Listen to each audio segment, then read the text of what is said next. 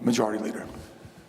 During the Obama years, many of the hardworking men and women of America's middle class felt completely forgotten. Paychecks often did not keep pace with rising costs. Opportunities for work could often seem bleak. And for those men and women, the promise of a hard-earned retirement seemed to drift further and further away. For so many middle-class Americans, the last decade meant a weak economy and a decline of opportunity.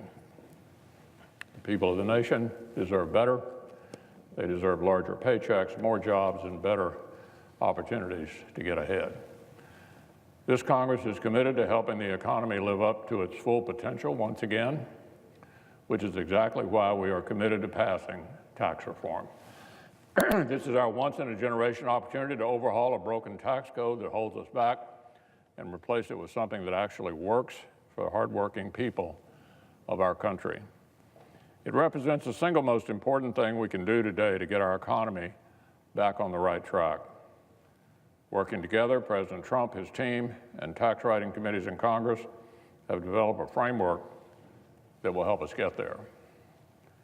Here's what it envisions. For American workers, we want to make your taxes lower, simpler, and fairer. We want to take more money out of Washington's pockets and put more in yours. Helping individuals and families succeed is the first aim of tax reform. Helping businesses succeed is the second aim, so we can help create more jobs and keep them right here in America. American businesses, both large and small, face an increasingly competitive global economy. We want to put American businesses and workers on a level playing field because when they are, they can win. We want to help bring jobs and profits back home, and once they're here, we want to keep businesses the right incentives to keep them right here in America. We want to unleash the potential of the American economy, helping you keep more of the money in your paycheck, helping businesses grow and workers succeed, helping move the economy into high gear so we can sustain real prosperity into the future for America's middle class. These are the kinds of ideas that should be shared by everyone, Republicans and Democrats alike. Our friends across the aisle supported the need for tax reform for many years. They used to advocate it loudly, but the tone seems to be different now. What changed? The president, or so it would seem. We know that our Democratic friends are under immense pressure from the hard left to oppose everything this president touches. But I hope they can resist that pressure and do what they know is right. After all, shouldn't we all support cutting middle-class taxes, helping small businesses, and bringing jobs and investments back to our country? I was always under the impression Democrats wanted to end corporate offshoring, eliminate loopholes for the wealthy, and cut middle-class taxes.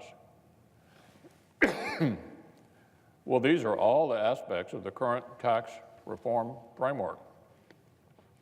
So there's no need for our friends to invent reasons to justify opposing tax reform. There's no reason to launch a tax on the tax reform framework based on made-up details that aren't actually in it. Tax reform has been a bipartisan effort in the past.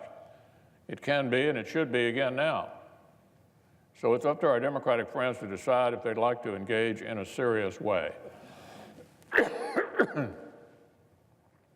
I personally hope they'll join us in advancing this important initiative for our country. I think we owe at least that much to the millions of Americans who felt forgotten over the last decade. Tax reform can help move our economy into high gear. It can help deliver more jobs, higher wages, and increased opportunities for the American people. The men and women of this country deserve it, which is why I am committed to keeping up the work to get tax reform accomplished.